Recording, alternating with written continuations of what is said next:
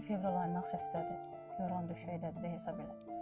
Mənim elə bir imkanım yoxdur, çatdıra bilmirəm heç cürə. Onun müalicələrinə, tək bir dənə işləyən yoldaşımdır.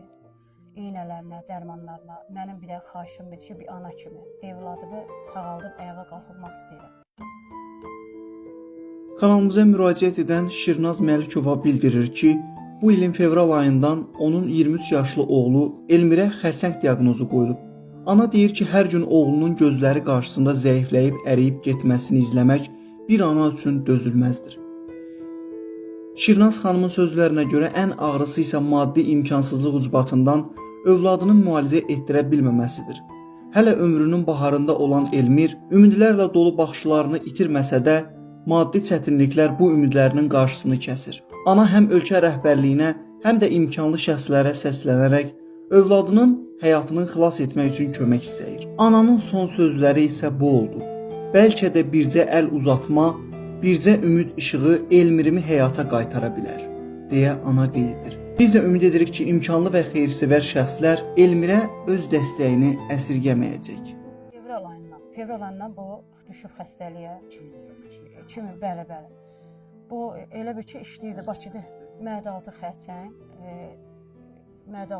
bir də qaraciyarına biopsi verib də. Dedilər, onda göyə qaraciyarında qurtcuqlar əmələ gəlib.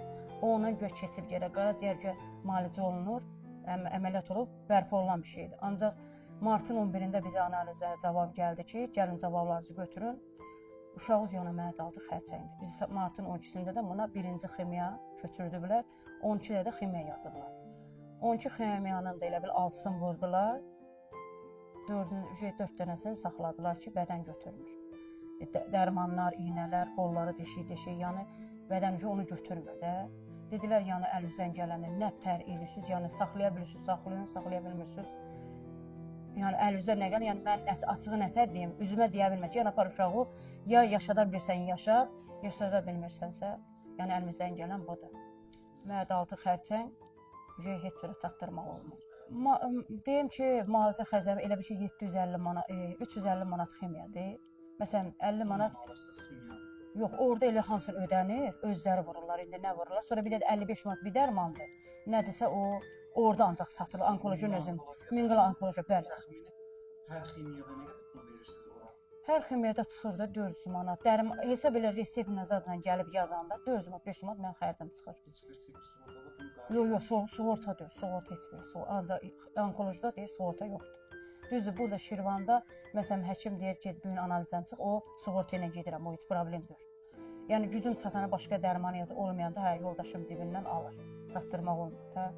Qandır, məsələn, köçürülməsə, kiminsə ürəyindən gəlib, mənim uşağıma qan verəcəksə, verir. Verməsə, mən gedib onu 90 manat qanın biridir, onu qanı mən pulla alıb vururam.